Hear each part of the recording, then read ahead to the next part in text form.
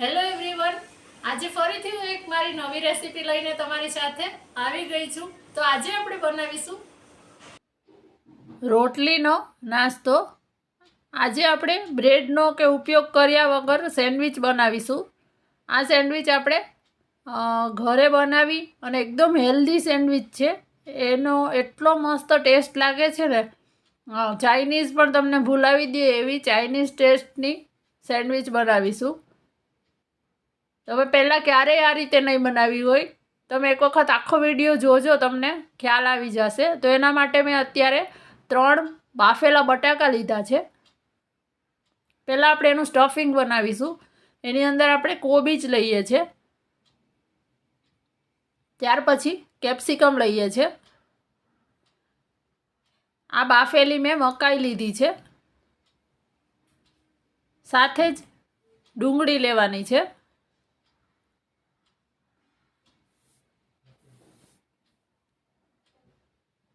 હવે આની અંદર આપણે આદુ છે, એનો ટુકડો છે, આ રીતે છીણીને લઈએ છીએ.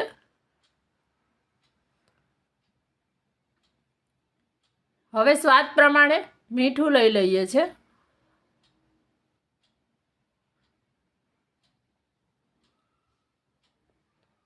ત્યાર પછી આપણે મરી પાવડર લીધો છે, અડધી ચમચી મરી પાવડર લઈએ છીએ. આપણે નાની ચમચી જે આવે છે એનાથી લઉં છું અત્યારે હું.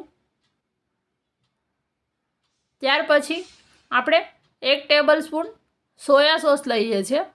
આ મસાલામાં બટેકાને છે અને સ્ટફ કરવાનો છે, એટલે આપણે બધા મસાલા છે એ ચડિયાતા કરીશું.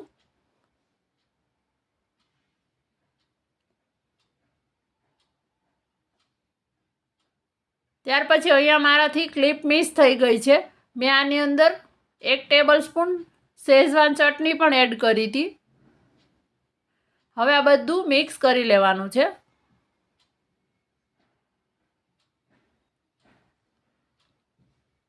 આપણું સ્ટફિંગ રેડી થઈ ગયું છે.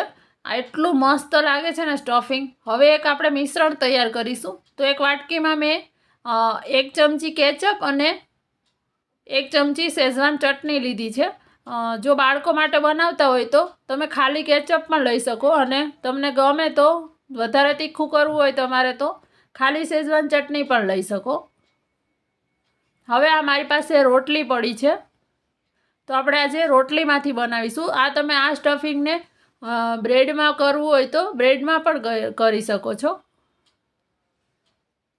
હવે આપણે રોટલીમાં એક સાઈડ આપણે જે આ સોસ ને ચટણીનું મિશ્રણ કર્યું એ લગાવીશું. આ સ્ટફિંગ પણ એકદમ ફ્લેવરફુલ છે, એટલે તમે એમનેમ પણ એને ખાઈ શકો છો.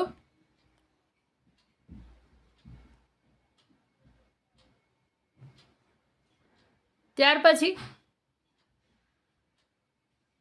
આપણે જે બટેટાનું સ્ટફિંગ બનાવ્યું એને આ રીતે થોડું થોડું લેતું જવાનું છે, અને હાથથી આના ઉપર મસ્ત સરસ એક લેયર કરી દેવાનું છે. આખી રોટલી પર સ્ટફિંગ વ્યવસ્થિત લેવાનું છે, એટલે એનો ટેસ્ટ છે એ સરસ આવે.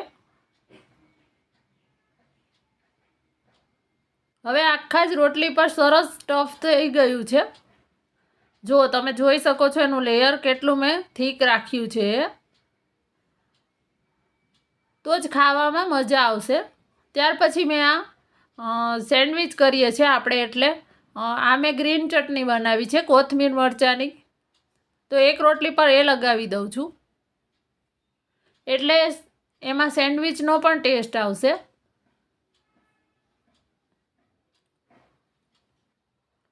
હવે આ રોટલીને આની ઉપર ઢાંકીને મૂકી દેવાની છે, અને થોડું હળવા હાથે પ્રેસ કરી દેવાનું છે. બહુ દબાવવાનું નથી, નહીં તો સ્ટફિંગ છે એ બહાર આવી જશે. હવે તમારે અત્યારે બટરમાં કરતા હોય તો આખી રોટલી પર બટર લગાવવું હોય તો લગાડી શકો છો. અત્યારે હું બટરમાં નથી કરતી, એટલા માટે અહીંયા નથી યુઝ કર્યું. અને આપણો તવો છે એ મસ્ત ગરમ થઈ ગયો છે, એમાં હું તેલ લઈ લઉં છું. તમે બટર કે ઘીમાં શેકવી હોય તો તમે અત્યારે લઈ શકો છો, અને કેટલું લેવું એ તમારા પર ડિપેન્ડ કરે છે. તમારે કેટલું વધારે ઓછું લેવું એના ઉપર. ત્યાર પછી આ ઉપરની સાઈડ પણ તેલ સરસ લગાડી અને એને બંને સાઈડથી મીડિયમ ફ્લેમ પર ક્રિસ્પી શેકી લેવાની છે. આને તમે ગ્રીલરમાં પણ કરી શકો છો. ગ્રીલ ઇફેક્ટ જોતી હોય તો તમારે ગ્રીલરમાં કરી લેવાની. હવે આપણું એક સેન્ડવિચ રેડી થઈ ગઈ છે. એમાંથી આપણે કટ કરીશું અને આમાંથી એકમાંથી 1/4 4 કટ આપી દઈશું. આ તમે બાળકોને લંચ બોક્સમાં આપી શકો છો, ટિફિનમાં, ટ્રાવેલિંગમાં જતા હોય તો કન્વિનિયન્ટ રહે છે ખાવામાં પણ. અને ચટણીને અંદર બધું જ છે એટલે કાંઈ જ લગાવવાની જરૂર નથી પડતી. આ રીતે તમે ક્યારેય ચાઇનીઝ ફ્લેવરની આ સેન્ડવિચ નહીં બનાવી હોય. અલગ અલગ આપણે સેન્ડવિચ તો ખાતા હોય છે, પણ એક વખત મારા કહેવા પ્રમાણે આ તમે ટ્રાય કરજો. વિડીયો ગમ્યો હોય તો એક લાઈક જરૂરથી કરી દેજો અને મને તમારા રિવ્યૂઝ છે એ કોમેન્ટમાં લખવાનું ના ભૂલતા.